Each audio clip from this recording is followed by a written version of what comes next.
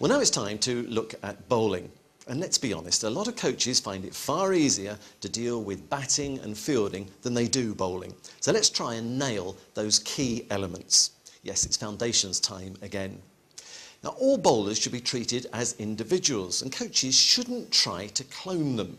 But having said that, there are some basic principles that coaches can use to try and improve their observation skills. Coaches should aim to film their bowlers before making technical changes. It's important to remember when you're working with a group of youngsters who have perhaps got no or very little experience of bowling that the side-on action is taught first. But some youngsters may naturally bowl with a more open action. Well, if they do, don't discourage them. Now let's start by revisiting the basics. All bowling actions are preceded by a run-up or approach, which may vary in length, speed or angle depending on the type of bowler. To enhance consistency, a bowler usually marks the run-up to ensure a repeatable starting point. All bowlers' approaches should be smooth, balanced, economical, rhythmical and consistent. Take small steps initially, leading to larger strides. The body leans forward with the arms staying close to the body. The hands remain in motion, carried above the waistband and within the width of the trunk, while the head remains steady with the eyes fixed on the target. As with all cricket skills, the position of the head is absolutely vital. Bowlers on their approach should keep the head as steady as possible. For the purpose of analysis, bowling actions can be split into 5 phases. The bound.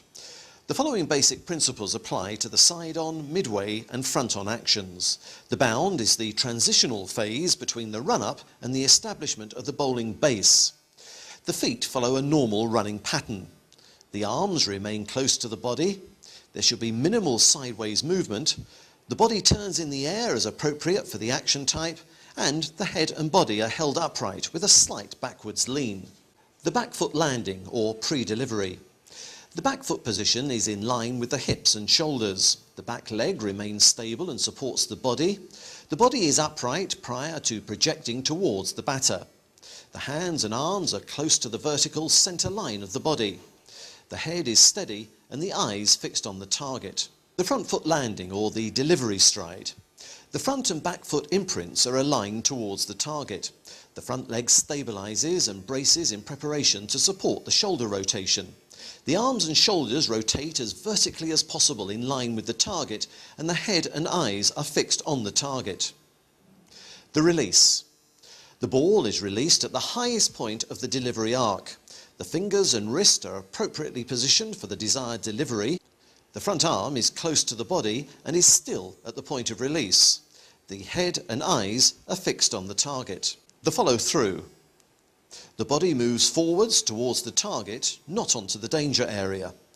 The shoulder rotation continues while the bowling arm folds to the body and finishes outside the front knee. The front arm breaks away behind the body with the head upright and the eyes still fixed on the target. Efficient and effective actions involve alignment between the hips and shoulders at key stages of the action. These are at the back foot contact and at the front foot contact.